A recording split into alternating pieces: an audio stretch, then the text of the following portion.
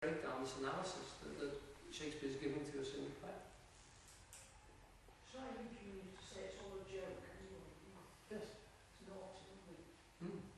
It's not, it's not serious out there. It's only serious and serial inside the time frame. Yeah. And if you step out of that, then it becomes formless. And well, the other one is, of course, we have this thing, we can call this, if you call this the byssos, the woven, then this is the abys, the unwoven, which constantly informs it. And harmony is that weaving together, getting things balanced and right. Nothing is too right, nothing is right permanently. Things are constantly changing, so they have to be balanced constantly and harmonised. What is right today will be wrong tomorrow if you fix it and form it. Like laws are meant to be right all the time, and they're not, because they change with circumstances and situations. And because they're constantly changing, you've got to constantly be balancing and harmonising between instances. And this is what Hippolyta is saying. You go into that unconscious. Those 4 days are not just 4 days, they're 4 nights as well. So if you dream properly, if you steep yourself in night, she said, that means you marinate yourself in night time. You soak yourself, you take some of the juices from that night and bring them back into the day. Then you're doing what Shakespeare is recommending. Then knitting up the raveled sleeve of Kerr. And the day will take it out of you, it will batter you. Constantly, time is changing all the time and hitting you with force. And you go out and you reweave yourself and you come back refreshed. One day you won't. But All that thing. at time, yes. Yeah. That thesis in the middle there is very neat to will. Mm-hmm. All the will. Yes. It's in the centre of the labyrinth. Yeah. He's already done that by the time we meet him, of course. Yeah. Yeah.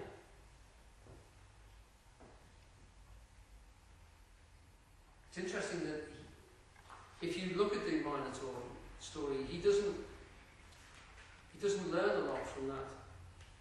He doesn't come back a changed being. He goes into the labyrinth, kills the Minotaur. Now, to my understanding, the labyrinth is here.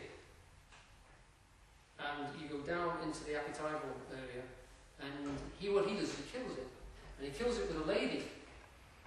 But he rejects the lady after he's done it. He says he's going to marry her, but he doesn't. Not only that, as he's sending back, he's promised his father that he'll change the sails. And he doesn't do that. So his father kills himself, thinking that Theseus has been killed.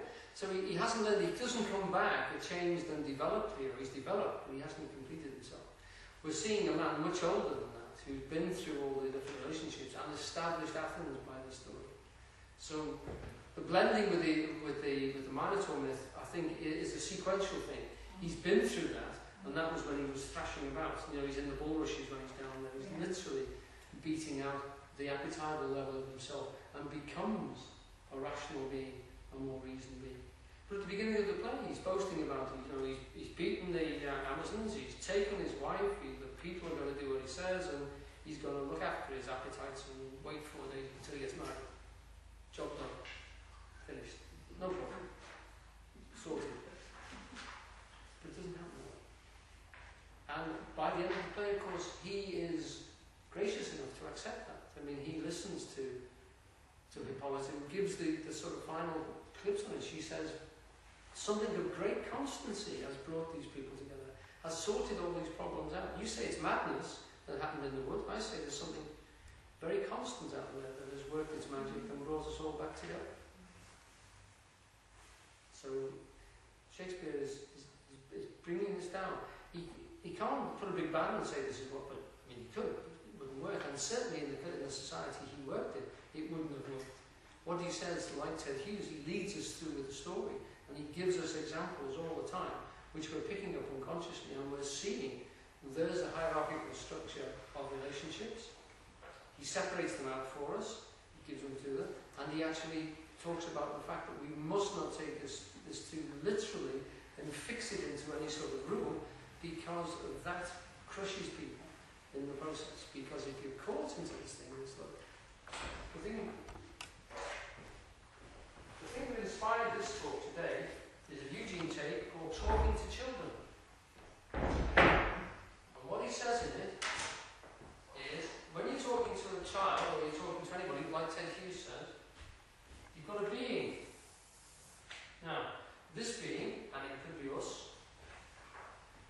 understand all the concepts which are inside it. But say there's a really big concept. It can't understand that concept because it's bigger than it.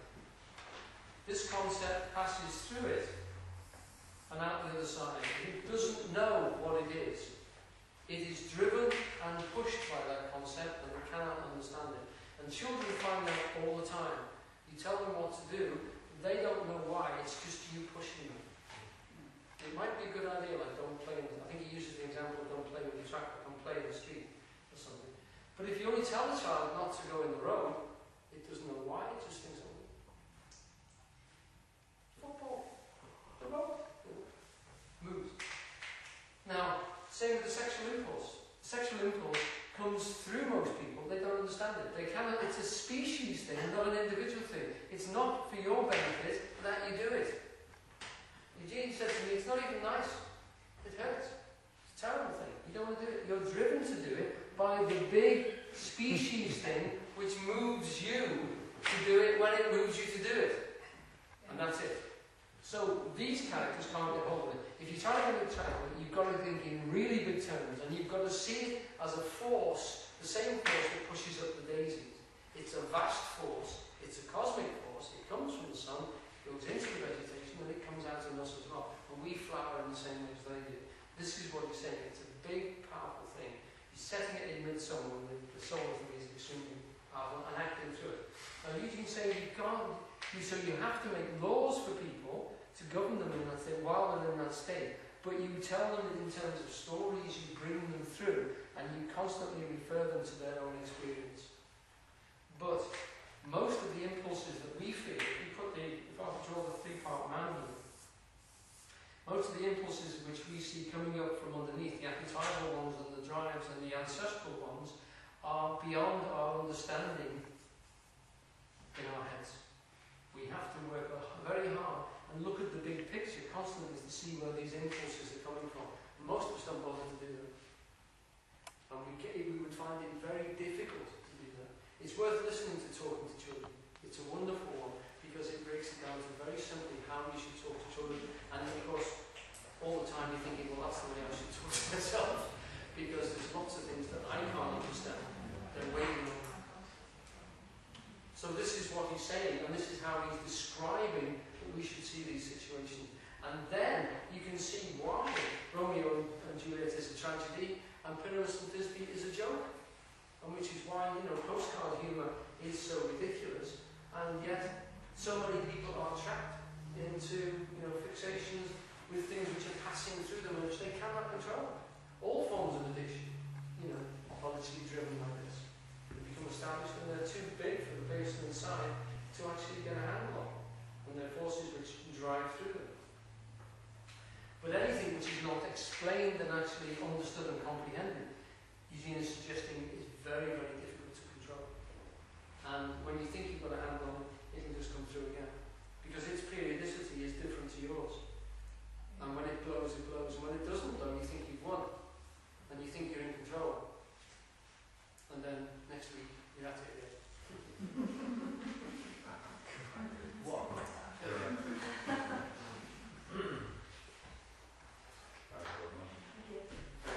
Very good.